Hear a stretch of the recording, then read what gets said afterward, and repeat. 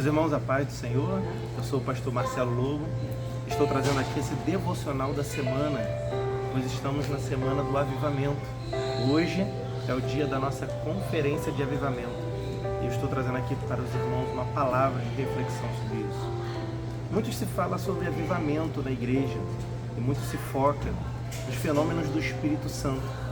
Mas avivamento é algo mais profundo, é algo mais estrutural. É algo que tem um começo. Antes das manifestações do Espírito Santo, existem algumas mudanças que precisam acontecer na nossa vida.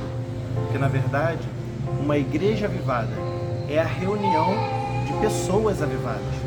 Por isso eu gostaria de começar esse devocional trazendo para os irmãos a reflexão sobre o livro de Abacuque, capítulo 3, verso 2, que diz assim: Senhor, ouvi falar da tua fama e tremo diante dos teus atos.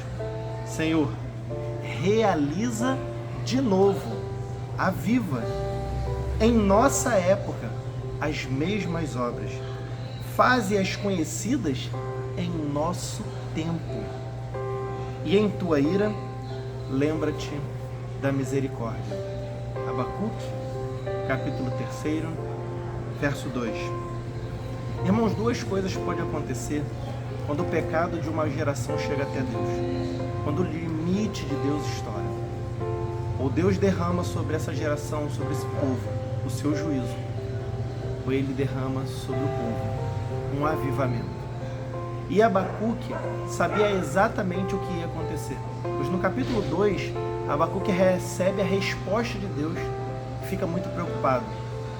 Então ele inicia o capítulo 3 em forma de canto, com uma oração. E ele faz dois pedidos. Senhor, traz de novo, derrama sobre este povo o teu grande poder, o teu grande avivamento. Não o seu juízo, mas o avivamento. Faz grandes obras novamente. E quando o Senhor vier com ira, lembra-te da tua misericórdia. Então Abacuque, ele estava pedindo que Deus fizesse grandes obras porque ele sabia que ou Deus entrega juízo, ou Deus entrega avivamento, e ele estava pedindo justamente o avivamento do povo ao invés da destruição dele. E grandes obras de Deus nós sabemos quais são, nós sabemos quais foram. Deus abriu o mar vermelho, Deus fez maná descer do céu, Deus destruiu muros, Deus colocou nuvem para proteger o povo durante o dia no deserto, Deus colocou coluna de fogo para aquecer o povo durante o deserto, Deus fez vara florescer, Deus levantou juízes, Deus levantou profetas, Deus levantou reis. Todas essas grandes obras que Deus fez em épocas diferentes, Deus trouxe avivamento para o povo. Deus não entregou juízo, Deus entregou avivamento. Sempre que o povo se humilhava, sempre que o povo orava, Deus mudava de ideia. Ao invés de entregar juízo, Ele entregava avivamento. Então avivar, em resumo, significa mudar as prioridades, significa focar nas coisas espirituais, relembrar na prática e não na teoria que devemos amar a Deus sobre todas as coisas e, o mais importante, olhar para os nossos irmãos como superiores e co-herdeiros de Cristo. Citar que nós estamos em 2023, no ano do avivamento, significa colocar Deus em evidência e as nossas vidas e viver um renovo espiritual. E todas as consequências disso, onde estarão inclusas as manifestações do Espírito Santo sobre as nossas vidas. Você conseguiu entender bem? As manifestações do Espírito Santo não são o gatilho do avivamento, são as consequências do avivamento. Por isso que nós precisamos entender na ordem como que as coisas acontecem. Primeiro precisamos entender que o principal motivo do avivamento é a salvação do povo. Então nós precisamos ter isso em ideia. Pedir em 2023 avivamento para a igreja é automaticamente pedir que Deus acrescente almas à igreja, que Deus traga salvação para o seu povo. Salmo 80, verso 9 diz assim, restaura-nos, ó Senhor, Deus dos exércitos, faze resplandecer sobre nós o teu rosto, para que sejamos salvos. Então o principal motivo do avivamento é salvação. Paulo, quando ele escreve aos Efésios, capítulo 5, verso 14, ele diz assim, ó: por isso foi dito, desperta, ó tu que dormes, levanta-te dentre os mortos e Cristo resplandecerá sobre ti. Nós precisamos, irmãos, sair da zona de conforto. Lembre-se, o povo de Israel, ele estava lá na Babilônia, cativo, e naquele cativeiro eles estavam enriquecendo. Aquele povo estava se tornando, sabe, um povo rico naquele lugar. Estavam cativeiros, estavam no cativo, sem grilhões, sem correntes. Nós estamos nesse mundo e nós precisamos entender que nós não somos desse mundo. Quando nós acumulamos riquezas nesse mundo, é como se nós estivéssemos imaginando que vamos viver aqui para sempre.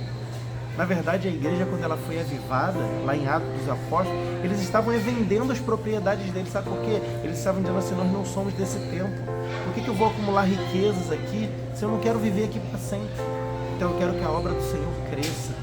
Eu quero que a obra do Senhor expanda. Eu quero que mais pessoas sejam salvas. Então aquelas pessoas estavam se desprendendo dos seus recursos para financiar a obra do Senhor.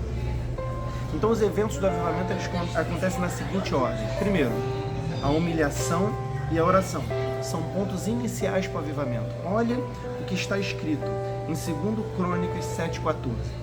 Se o meu povo, que se chama pelo meu nome, se humilhar e orar, buscar a minha face, se afastar dos seus maus caminhos, dos céus eu ouvirei, perdoarei os seus pecados e sararei a sua terra. Tá vendo?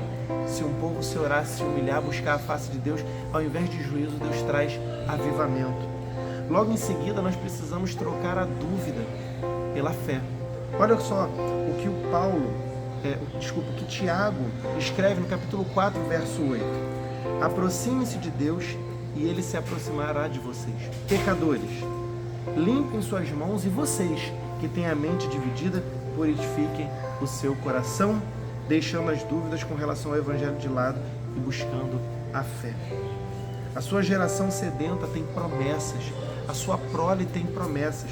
Olha só o que está escrito no livro de Isaías 44, verso 3.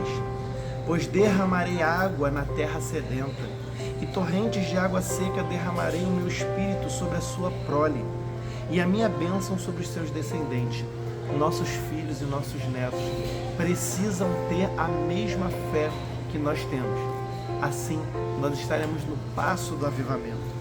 A palavra de Deus, ela foi revelada ao profeta Joel, e ela se cumprirá, e as manifestações do Espírito começarão a aparecer. Olha só o que o profeta Joel disse no capítulo 2, verso 28. E depois disso derramarei o meu Espírito sobre todos os povos, e os seus filhos e suas filhas profetizarão, e os velhos terão sonhos, os jovens terão visões, e até sobre os servos e servas derramarei o meu Espírito naqueles dias. E esses dias são os nossos, é a nossa geração. Quando o Espírito Santo desceu sobre aquele povo em Pentecostes, lá em Atos 2, o próprio apóstolo Pedro, ele explicou que aquilo que o profeta Joel tinha profetizado estava acontecendo. As pessoas estavam reunidas, estavam alegres e receberam da parte de Deus, foram cheios do Espírito Santo naquele dia. Mas antes do batismo com o Espírito Santo, que é o que muito se foca quando se fala de avivamento, existe a regeneração. João capítulo 20, verso 22, o Senhor Jesus, ele se apresenta para os seus discípulos, mostra as suas mãos furadas, os seus discípulos ali agora se alegram com a presença do Senhor, e aí o Senhor diz assim, ó, recebam o Espírito Santo. Então você perceba que antes do batismo, antes das manifestações, o povo recebe o Espírito Santo como passo do avivamento. Então entenda que avivamento é muito mais do que manifestações. Avivamento é mudança de prioridade, é mudança de estrutura. É quando as pessoas recebem uma coroa de glórias em vez de cinza, óleo de alegria em vez de pranto, louvor em vez de um espírito deprimido. Então, que esse devocional possa vir sobre a sua vida como uma reflexão, que essa conferência do avivamento possa trazer para você um renovo, trazer para você novamente o poder de Deus, as obras sobre a sua vida. Que Deus te abençoe, em nome de Jesus, que a sua família seja abençoada, que a sua família seja avivada, que você receba o grande avivamento de Deus, em nome de Jesus.